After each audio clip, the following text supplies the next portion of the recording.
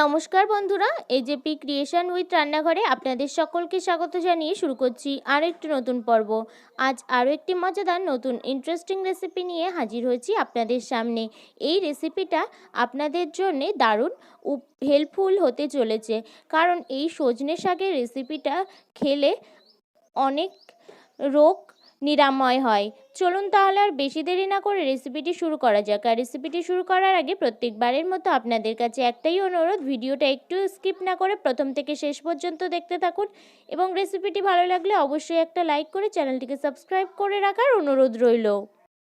রেসিপিটি বানানোর জন্য আমি এখানে সজনের ডাল নিয়ে নিয়েছি। এই সজনের ডাল থেকে সজনে পাতাগুলোকে কিভাবে ছাড়িয়ে নিতে হবে আগে দেখে নিন। এইভাবে কিন্তু করে সজনে পাতাগুলো ছাড়িয়ে নিতে হবে।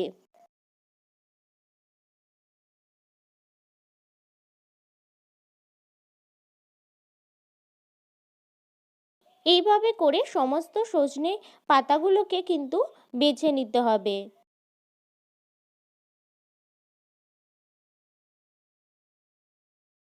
এই পর্যায়ে সজনে পাতাগুলো কিন্তু আমার বেছে নেওয়া হয়ে গেছে, আর বেছে আমি ধুয়ে রেখেছি।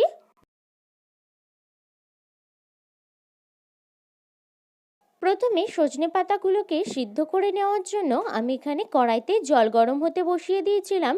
এই পর্যায়ে দেখুন বন্ধুরা, জলটা কিন্তু আমার ফুটে উঠেছে। দিয়ে দিচ্ছি সামান্য একটু নুন, তারপর কয়েকটা কাঁচা লঙ্কা দিয়ে দিচ্ছি।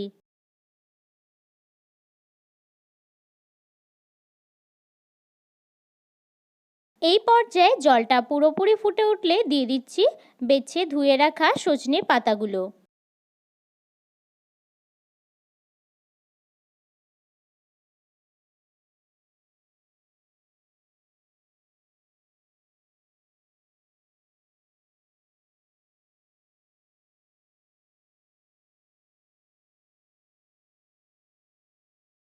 দেখুন বন্ধুরা, এই পর্যায়ে কিন্তু জলটা শুকিয়ে এসেছে, আর সজনে পাতাটা আর লঙ্কাটা কিন্তু আমার ভালোভাবে সিদ্ধ হয়ে গেছে। আমি এবার নামিয়ে নেব।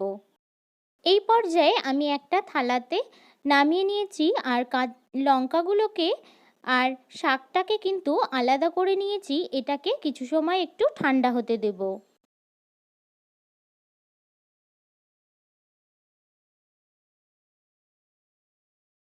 এই পর্যায়ে এটা কিন্তু আমার ঠান্ডা হয়ে গেছে পুরোপুরি। আমি দিয়ে দিচ্ছি সামান্য একটু নুন। যেহেতু সিদ্ধ করে নেওয়ার সময় নুন দিয়েছিলাম, তাই জন্য এখানে আমি স্বাদ অনুসারে সামান্য একটু নুনই দিয়ে দিচ্ছি। নুনটা দেওয়ার পর এই সিদ্ধ লঙ্কাগুলোকে নুনের সঙ্গে মেখে নিতে হবে।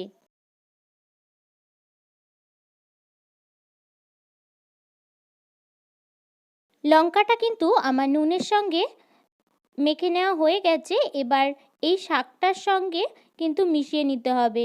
তার আগে দিয়ে দিচ্ছি একটু কাঁচা সর্ষের তেল। দিয়ে লঙ্কা সর্ষের তেলটার সাথে সজনে শাকটাকে ভালোভাবে মিশিয়ে নিচ্ছি।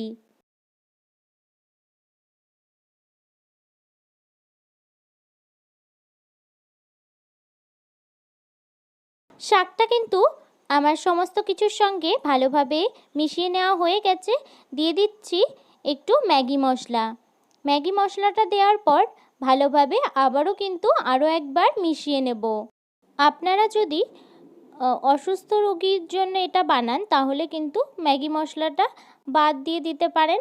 ম্যাগি মশলাটাও কিন্তু সজনে শাকটার সাথে ভালোভাবে মিশিয়ে নেওয়া হয়ে গেছে।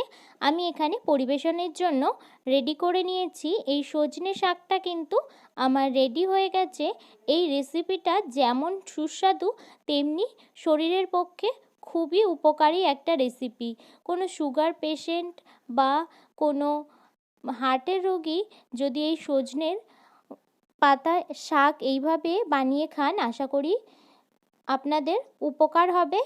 আমার এই সজনে পাতা শাকের রেসিপিটি যদি আপনাদের ভালো লেগে থাকে, তাহলে অবশ্যই একটা লাইক করে দেবেন এবং কমেন্টের মাধ্যমে জানাবেন আমার এই রেসিপিটি আপনাদের কাছে কেমন লেগেছে, এবং বেশি বেশি করে শেয়ার করে আমার পাশে থাকবেন, আমাকে আরও উৎসাহিত করবেন আপনি যদি আমার চ্যানেলে নতুন বন্ধু হয়ে থাকেন এবং আরও নিত্য নতুন ইন্টারেস্টিং মজাদার রেসিপির আপডেট পেতে চান, তাহলে প্লিজ আমার চ্যানেলটিকে সাবস্ক্রাইব করে পাশে থাকা বেল আইকনটি প্রেস করে অল নোটিফিকেশন অন করে রাখবেন, যাতে সমস্ত ভিডিওর আপডেট আপনি ঠিক সময়ে পেয়ে যান। আজ এই রেসিপিটি এই পর্যন্তই। আরও একটি মজাদার নতুন কোনো ইন্টারেস্টিং রেসিপি নিয়ে দেখা হবে আপনাদের সাথে আরও একটি নতুন পর্বে। সবাই সুস্থ থাকবেন, ভালো থাকবেন এবং সাবধানে থাকবেন।